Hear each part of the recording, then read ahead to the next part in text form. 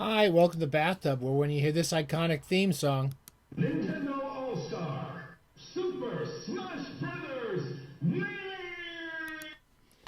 then you know it's an episode of Battle of the Bathtubs. I'm not gonna hold it back. It's the Battle of the Bathtubs. It's one bathtub against another bathtub.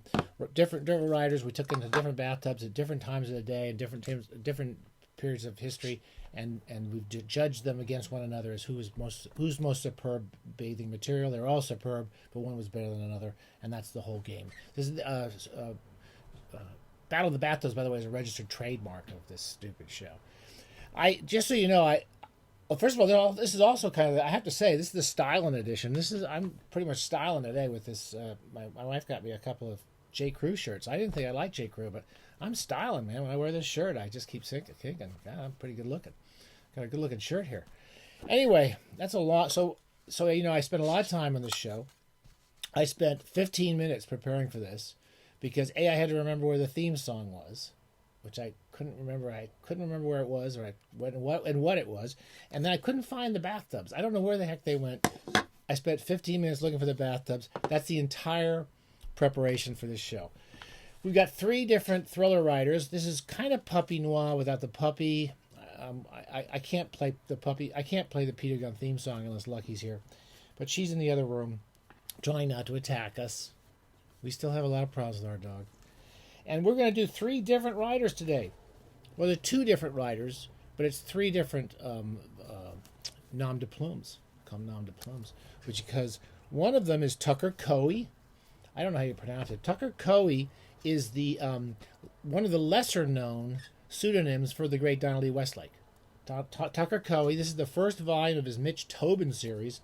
This came out in 1966, and I think it was a paper. It may have been a paperback. It looks like it was a paperback original. A lot of Westlake's books were paperback originals. This is called Kinds of Love, Kinds of Death, the first volume of the Tobin series. I think there's 5 or 6 of them. I haven't read them all. And then in the past few weeks, we also read the Mourner. This is volume 5, maybe only the 4th volume of the great.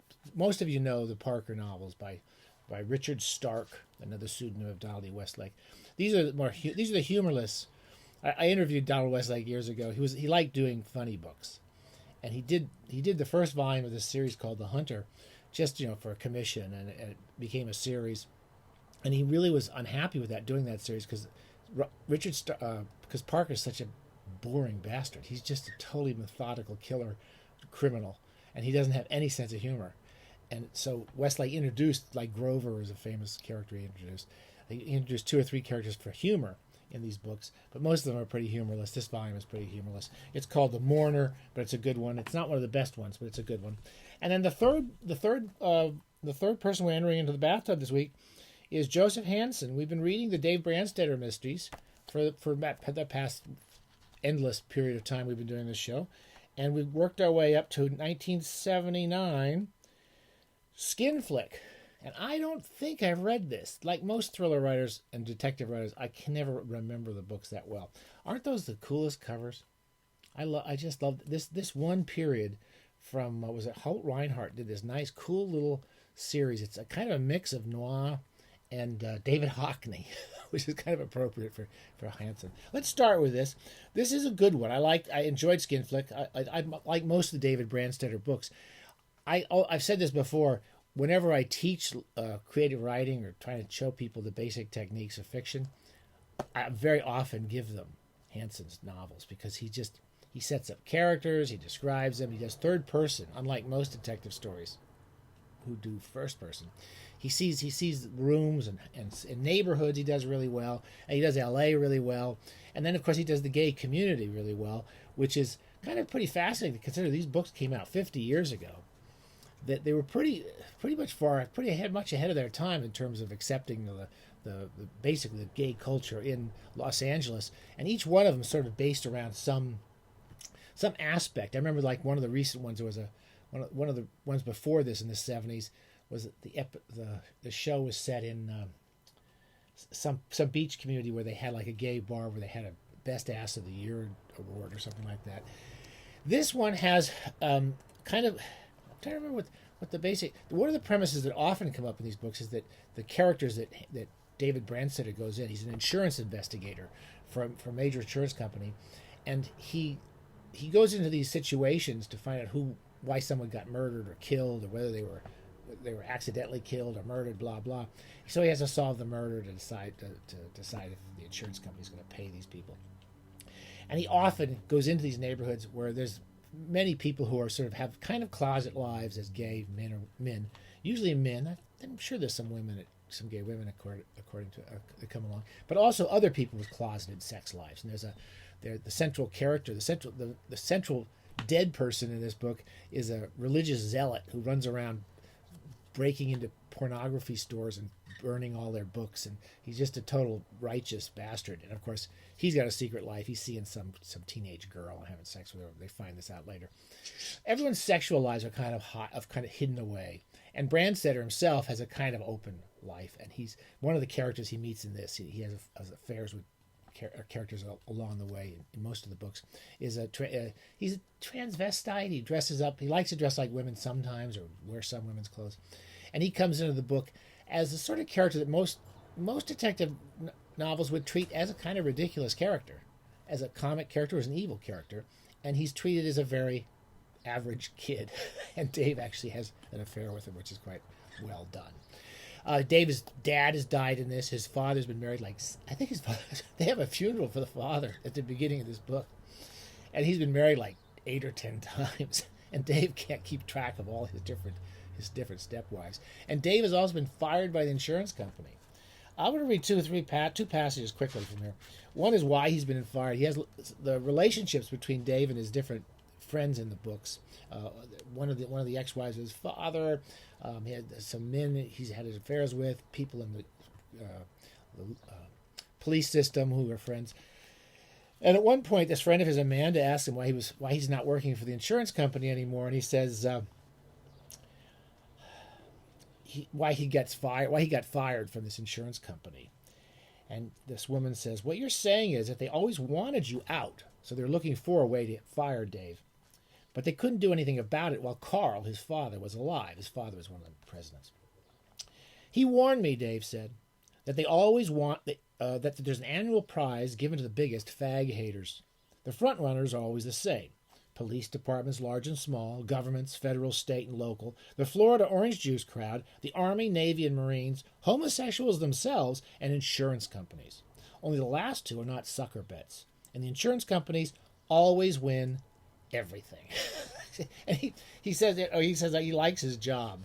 He says, my part is to play straight in a vicious game. And so Dave is a very, very competent, he's a very well-dressed guy, and it's a really wonderful character. I want to give one little, is there a passage here? He does, when he meets a character, he does all this stuff I'm always trying to get my students to learn. Water. Unpixelated, unmedicated, but we could sure use some medication these days. He walks into an office of one of the suspects. I forget who it is, and he says, "Who? A 40-ish man who looked harried came out of an inner office." So Dave is in an office building. He baked himself a lot by swimming pools. His shirt was open to the navel on a body he plainly worked hard to keep looking young, flat-bellied, chisel-chested. He wore tight linen slacks. A little silver chain circled a throat not quite but almost stringy. He had a blonde frontier mustache and blow-dryer hair that looked as if he'd been running his fingers through it. He came to a stop and looked at Dave through big, silver-rimmed, dark glasses. "Who are you?" "I'm Jack Fulbright." He came on, holding out a brown, long-fingered hand. Every paragraph in Hansen is kind of sculpted like this guy's physique. Really, really good writer, really good prose writer, and I enjoyed this one. This is one of the good ones. It sort of trails off a little bit. It's a little interesting. All mysteries to me kind of trail off a bit when you kind of catch the killer. But of course, there's all these righteous, religious people or righteous police officers, and Dave is the one person who can recognize the real lives of some of the people in these stories. Very well done books. Kinds of Love, Kinds of Death. A lot of people don't know the Mitch Tobin books. I'm going to give them a real quick summary. They're really fun. Many of us like these better than the Richard Stark books because they do have the humor. And the central character of this is a guy named Mitch Tobin. He's a cop. And it starts off with him basically building a wall. He's building a wall in his backyard. And in all 5 or 6 of the volumes, and I think I read most of them at different times, he's responsible for cheating on his wife with a woman in town. I forget who. And then, but while he's cheating on his wife, his partner gets killed. And all the cops hate him because he's let down his partner. He's let down the force. And he's quit. And now he's gone home, and he's so upset about what he's done and the mistakes he's made. His wife is very understanding, and she stays by him all through this, that he goes in the backyard of it building a wall. It's just this big metaphor, and he runs through all the books, and it's really well done. So Mitch is out there building his wall, and then in this book, he kind of becomes, he doesn't become a private detective, because technically he doesn't have the documents to do it. But he sometimes comes in, the police, friends in the police kind of call him in to do a little work for them. Again, the great thing that Westlake does in these, even more than in the Stark books, is being able to meet characters like Brandstetter does, and you know them pretty quickly. I'm going to read you 2 paragraphs, page 19, and his job in this is to go find out why a woman was killed. There's another victim, and he's going to talk to a lot of people. She's been killed. Her boyfriend is a kind of a crook. He's a thug, a gangster, and he's friends with some of the cops. And he's going to try to find out. And this gangster loved the woman, and he's going in to try to find out who it was that ran off with her and then eventually killed her. Here's just 2 descriptions. He goes into a room and meets some people. As to Roger Kerrigan, he was a younger Ernie Rembeck, a bright, sharp, silent young hood with a business college education. Federal agents very often have something of the same appearance, but without the ferret eyes. And the corporation, for which he was an observer here, was the mob, the syndicate.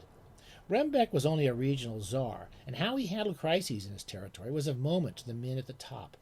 Roger Kerrigan, a man who surely had no record and never would have one, a man who likely had a key to the Playboy Club and a membership at a gym, a man with a bright executive future in the corporation, quote unquote, was serving here as the eyes of the men at the top. I was sure he'd do a good and thorough job. Here's another guy in the same room. William Petrojetti was something else again. He wore a brown suit, as rumpled and baggy and ashes-strewn as if he'd just completed a cross-country bus trip while wearing it. He had a heavy 5 o'clock shadow, and probably had one immediately after he shaved.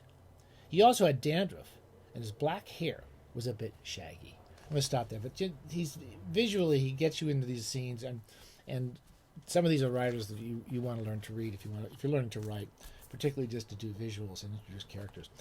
The whole book, I enjoyed this. It wasn't my favorite of the books. I think this time was I find again mysteries. It goes a little long. A lot of interviews with potential murderers. And okay, so this was a good one. I always enjoy the Stark books. You can't really go wrong with a Stark book. It starts the first sentence. There's usually when the guy with the asthma finally came in from the fire escape. Parker rabbit punched him and took his gun away. That's the first sentence. They usually start right in the middle of some action scene.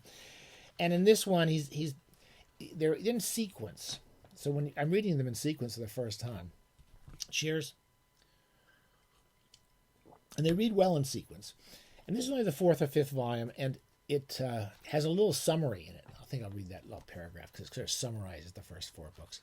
And Parker, as you all know, if you've been on a desert island, you've never read Parker. There have been lots of movie versions of them. It started out as The Hunter. These are the first editions. Aren't they cool? They were first done by Pocket Books, and they were later done by Gold Medal. I think the great Buckland. I think the great name, well named and great paperback editor Buckland Moon may have been the editor of these at Fawcett Gold Medal. And again, there's someone. I think someone's being tortured at the beginning. No, he's hitting somebody with a statue. Anyway, Parker's trying to get something, and then someone tries to kill him, and then there's a kind of a mid period of the book. The middle part of the book is about another thug. We go off with another character until Parker shows up. I'll read this one paragraph just to give you where we are in Volume 4. For 18 years, Parker had lived the way he wanted, to a pattern he liked. He was a heavy gun, in on 1 or 2 institutional robberies a year, a bank or a payroll or an armored car. Just often enough to keep the finances fat and the rest of the time he lived in resort hotels on either coast, with a cover that would have satisfied even the income tax beagles. Then, because of a snafu in one job, he got fouled up with the syndicate. He'd thought he'd got that straightened out. He'd even picked up a new face from a plastic surgeon. And then, 2 months before in Miami, a syndicate heavy had tried for him in his own hotel room late at night. There'd been a girl in the bed with him named Bet Harrow, and when the syndicate heavy died, Bet had taken off with a gun that had helped kill him.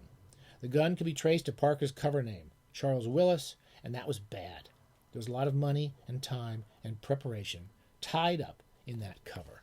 So for him, creating these identities it takes a lot of money, a lot of time, and he doesn't want to lose it. It's almost like he's got to protect that person when he goes off in this case to try to protect this identity. Again, he travels around. He's only known as Parker. That's his entire name. And you have to read the Parker books if you haven't read them and you like hard-boiled thrillers. They're one of the great ones. But also, don't miss Mitch Tobin. Oh, and we have to do the important part now. It's Battle of the Bathtub. We have three different books in this. This is, I know you're all just in bated breath. The Mourner, Richard Stark, Kinds of Love, Kinds of Death, and Skinflick, Joseph Hansen. The Battle of the Bathtub. Who's going to win? It's good and evil. Good versus evil. Or great versus greater. And the winner this time is Skinflick. I thought this one was just such a. Westlake's really good, but he's doing so many of these books, and there's just something so polished and tight and clean about every Brandstetter book, and this is one of the better ones. So if you haven't read Skinflick, this is a good one to try. And these read well in sequence too. Ooh, Jesus! Blew up the whole goddamn computer. Anyway, Skinflick, you're the winner. You win the Bathtub Award. There you go. Take that. Live with that all week. You can live that till the next Bathtub Battle. It's yours. Joseph Hansen, your family. Very proud of all of you. Stay safe. Did I turn that off? No, I didn't. Okay. I was afraid I shut this off. I threw all this stuff everywhere. Okay. This is the styling. I'm styling. This is a stylish edition.